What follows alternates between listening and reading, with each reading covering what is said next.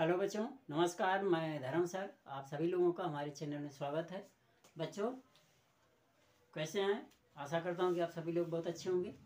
तो बच्चों मैं आज आपको चैप्टर 5 एक्सरसाइज 5.1 के क्वेश्चन को कराऊंगा। इससे पहले वीडियो में हमने आपको सारे कंसेप्ट क्लियर करवा दिए थे और मैंने वहाँ पर अभिधारणा और अपग्रहित और यूक्लिड के जो परिभाषाएं थी उसको हमने इससे पिछले वाले वीडियो में बताया था। तो जिन बच्चों ने नहीं देखा है वो सभी लोग हमारे पुराने वीडियो को देखें, लाइक करें, शेयर करें और कमेंट करना ना भूलें। ठीक है, नमस्कार।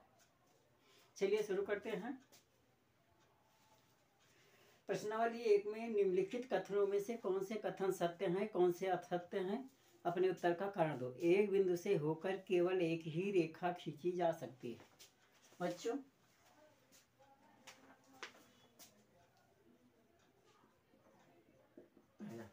आपको ये पता है, तो ये एक बिंदु है और एक बिंदु से हम कितनी रेखा खींच सकते हैं? जितनी मर्जी उतनी आप खींचते जाओ। तो ये अनंत रेखाएं हम खींच सकते हैं, जबकि क्वेश्चन में कह रहा है कि एक बिंदु से केवल एक ही रेखा खींची जा सकती है। तो पहले का आंसर है असत्य। असत्य क्यों? क्योंकि एक बिंदु से अनेक रेखाएं खींची जा सकती हैं। अनेक रेखाएं खींची जा सकती हैं, खींची जा सकती हैं। समझिए बच्चों, क्यों? क्योंकि एक बिंदु से अनेक रेखाएं खींची जा सकती हैं। दो भिन्न बिंदुओं से होकर जाने वाली असंख्य रेखाएं नहीं। दो भिन्न बिंदु हैं और हम इससे केवल एक ही रेखा खींच सकते हैं। तो ये भी असत्य है। दूसरा असत्य, क्योंकि दो भिन्न बिंदुओं से केवल एक रेखा खींची जा सकती है। एक ही रेखा खींची जा सकती है।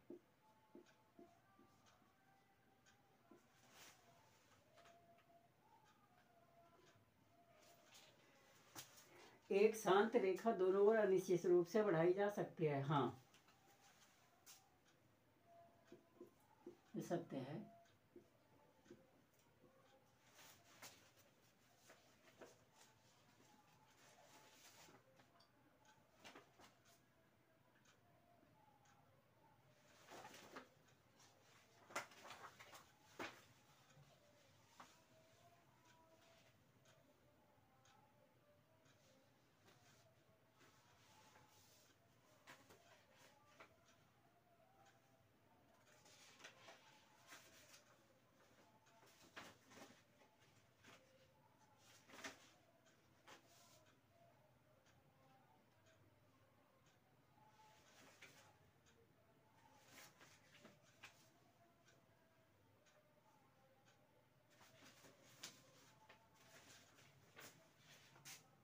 क्योंकि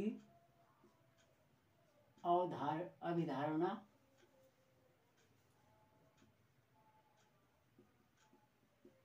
धारणा 2 के अनुसार शांत रेखा को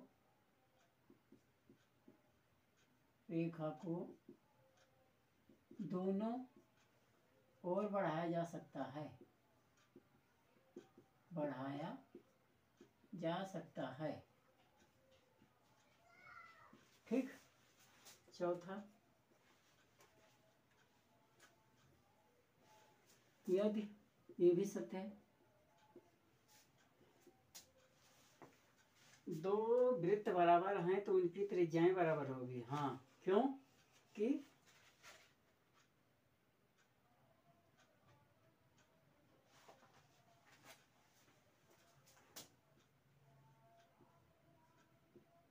क्योंकि यदि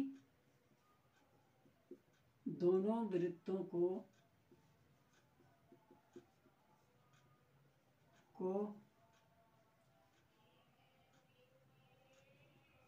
एक दूसरे के ऊपर रखा जाए तो वह संपाती होंगे,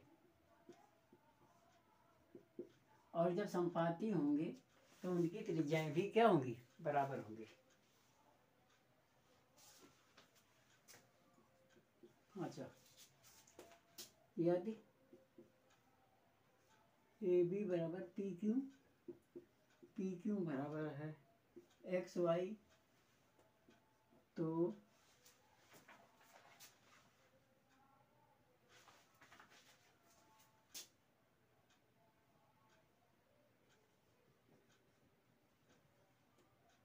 यूक्लिड के प्रथम अवगृहीत द्वारा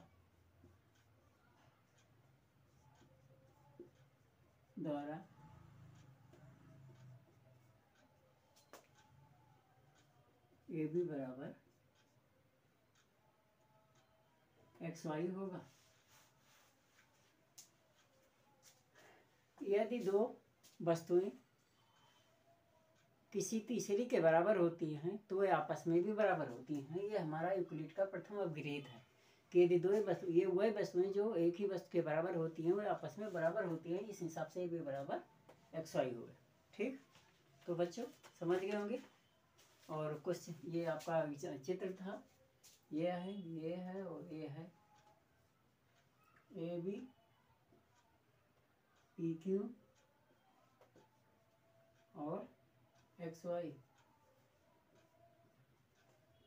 आप देख रहे हैं ये इसके बराबर है और ये इसके बराबर है, तो जब ये इसके बराबर है, मान लो ये 4 है तो ये भी 4 हो गए, और ये इसके बराबर है तो ये भी 4 हो गए। अब ये भी 4 है, ये भी 4 है, तो ये आपस में क्या हो गए, बराबर हो गए। तो समझ गए होंगे। निम्नलिखित पदों में से प्रत्येक की परिभाषा दीजिए। क्या इसके लिए कुछ ऐसे पद हैं जिन्हें परिभाषित करने की आवश्यकता है? क्या वह पद हैं, आप इन्हें कैसे परिभाषित करेंगे? मतलब समांतर रेखाएं, लंब रेखाएं, रेखाखंड, वृत्त की त्रिज्या और वर्ग, इनको आप परिभाषित करें, कैसे परिभाषित करेंगे?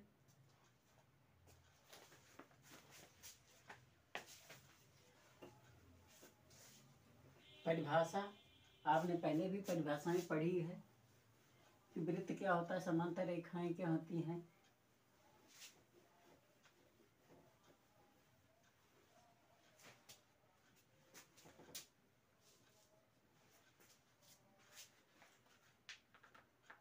परिभाषाएं आप पढ़िए।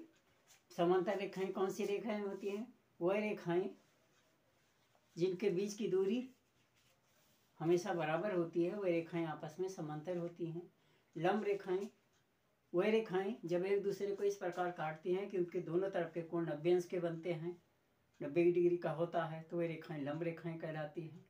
रेखाखंड रेखा का वो अंत बिंदु या वह शांत रेखा जिसका अंत बिंदु होता है रेखाखंड कहलाता है। आप इसको लिख लें, मैंने ओरल में बता दिया। वृत्त की त्रिज्या, वृत्त की वह माप जिसके द्वारा हम किसी वृत्त को, या वह इकाई जिसको लेकर हम किसी वृत्त को खींचते हैं, वृत्त का निर्माण करते हैं, वो माप जो है वृत्त की त्रिज्या कहलाती है। और वर्ग वह भुजाएं होती हैं जो चतुर्भुजा आकृति की होती हैं और चारों भुजाएं आपस में बराबर होती हैं तथा एक दूसरे को 90 पे काटती हैं। अब इसमें क्वेश्चन नंबर 3 करेंगे। परिभाषा आप लिखिए। क्वेश्चन नंबर 3 परिभाषा मैंने बता दिया। दो भिन्न बिंदु ए और बी दिए रहने पर एक तीसरा बिंदु ऐसा विद्यमान है जो ए और बी के बीच में स्थित है। ए और बी दो बिंदु है, ठीक है। दो भिन्न बिंदु ए और बी दिए रहने पर एक तीसरा बिंदु सी ऐसा है जो ए और बी के बीच में है, कहीं पे है, ये हो गया सी, विद्यमान है। यहाँ कम से कम ऐसे 3 बिंदु विद्यमान है, कोई एक रेखा पर स्थित नहीं है। क्या इन अभिधारणाओं में से कोई अपरिभाषित शब्द है? क्या अभिधारणा विरोधी है? अगर ए बी है और उनके बीच में कोई बिंदु है तो वो एक सीधी रेखा होगी, और तो मैंने बताया कि अगर तीनों रेखा AC जहाँ AC और BC संपाती होंगी और AC जमा BC बराबर AB के होगा, कम से कम ऐसे तीन बिंदु विद्यमान है कि वो एक रेखा पर स्थित नहीं है। और अगर ऐसी कंडीशन है, ये तीनों अगर विभिन्न दिशाओं में होंगी तो वो एक रेखा पे नहीं होगी, कहने को मतलब तीनों बिंदु संपाती नहीं होंगे।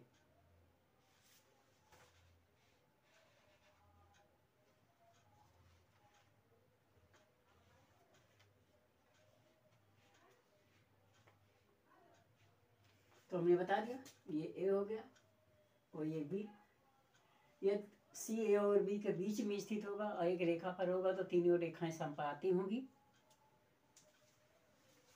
पहला हल, यदि C A एवं B के बीच स्थित होगा तो तीनों बिंदु एक रेखा पर होंगे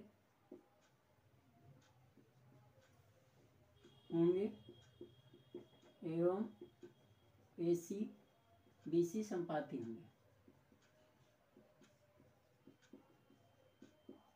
ठीक, दूसरा पार्ट,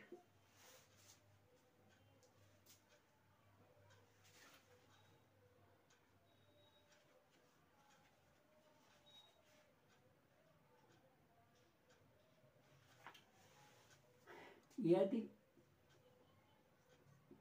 तीनों बिंदु A B C एक रेखा पर नहीं है, रेखा पर नहीं है तो AB BC AC संपाती नहीं होंगे। बस मतलब ये कहने बोला कि ये अलग अलग होंगे, ना ये इस पे आएगा, ना ये इस पे आएगा, ना ये इस पे आएगा। कहने के मतलब यहाँ ये और ये तीनों एक ही रेखा पे हैं, कहने के मतलब तीनों संपाती हैं और ऐसी कंडीशन में संपाती नहीं होंगे।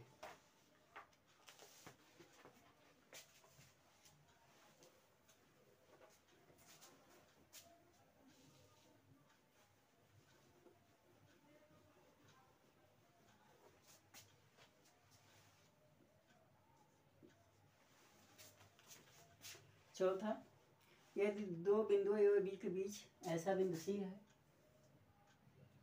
A B इसके बीच में बिंदु C है, AC बराबर BC है, मतलब AC बराबर BC। हल,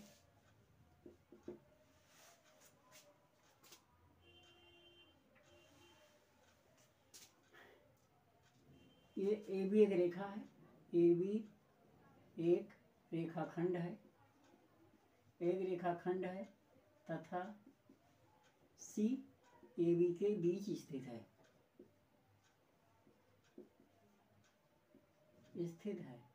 इस प्रकार AC प्लस BC बराबर किसके होगा, AB। इसको और इसको जोड़ लो, मिला के AB हो गया। परंतु AC बराबर BC के, तो यहाँ हमें AC निकालना है तो इसलिए AC में कन्वर्ट करेंगे। AC जमा AC equal to AB, 2AC equal to AB, AC equal to 1/2 AB। ये दो इधर आ जाएगा और ये आपको प्रूव करना था, ये निकालना था, ये आ गया। AC क्या है, इसका आधा है, ठीक है।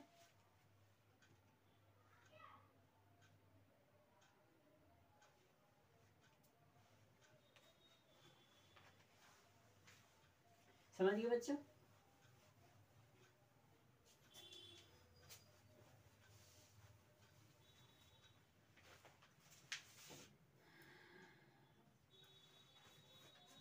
क्वेश्चन नंबर 5, CAB का मध्य बिंदु है कहलाता है, CAB का मध्य बिंदु कहलाता है। सिद्ध कीजिए कि रेखाखंड का एक और केवल एक ही मध्य बिंदु होता है।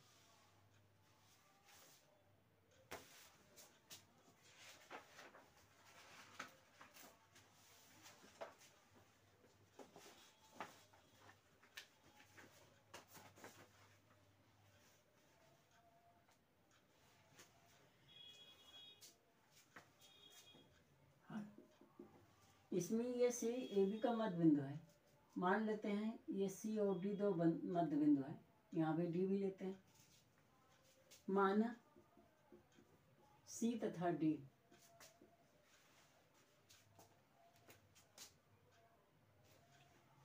ए बी के दो मध्य बिंदु हैं, मध्य बिंदु हैं। कहने का मतलब ए भी मध्य बिंदु है, ए भी मध्य बिंदु है। ए बी का मध्य बिंदु सी भी है और डी भी है, ठीक है। और जब मध्य बिंदु है तो ए सी बराबर बी डी क्या होना चाहिए।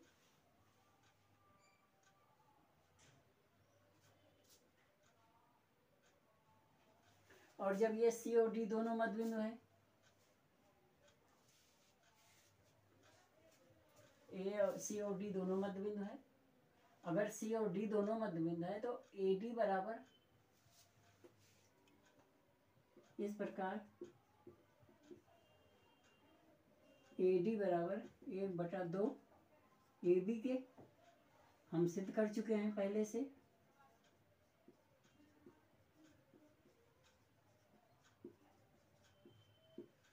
हम पहले से सिद्ध कर चुके हैं,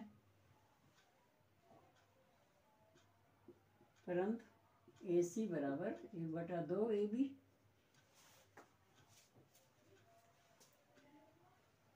इस प्रकार जब ये और ये दोनों सेम है तो ए डी बराबर ए सी, परंतु ये असंभव है, ये असंभव है, क्योंकि ए सी और ए डी दो अलग अलग बिंदु हैं। क्योंकि ए सी तथा ए डी दो अलग अलग रेखाखंड हैं,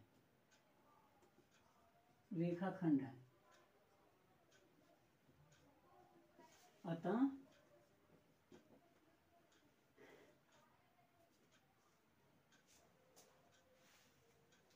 सी ही ए बी का मध्य बिंदु होगा।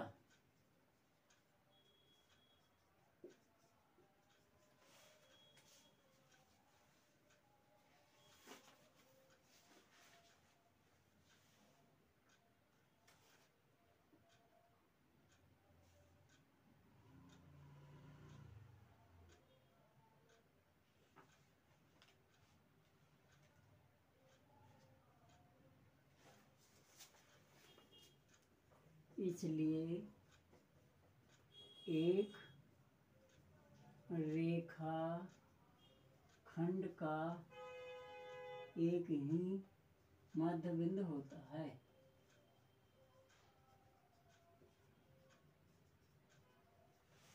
ठीक है। अब बच्चों छठा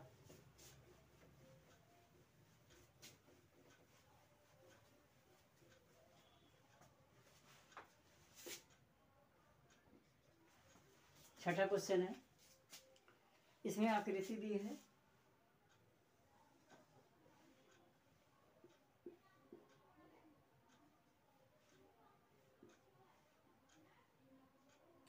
ठीक। दिया है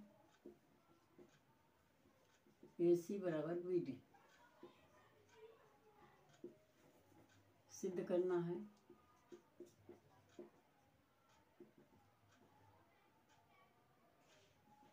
ए बी बराबर सी डी, मतलब ये इसके बराबर है और ये इसके बराबर सिद्ध करना है। हल ए सी बराबर बी डी, ये पहले से आपको दिया है, समझ रहे। ये पहले से यहाँ पे क्वेश्चन में गिवन है, ये इसके बराबर है, लेकिन ये इतना प्लस इतना होगा, परंतु ए सी बराबर A B plus B C और बी डी बराबर B C plus C D. अतः ये इसके बराबर है और ए सी का मान ये है 1 2 3, 1 तथा 2 एवं 3 से एवं तीन की तुलना करने पर तो ये हो जाएगा A B plus B C equal to B C plus C D, ये कैंसिल हो गया, ए बी बराबर सी डी, ये सिद्ध हो गया।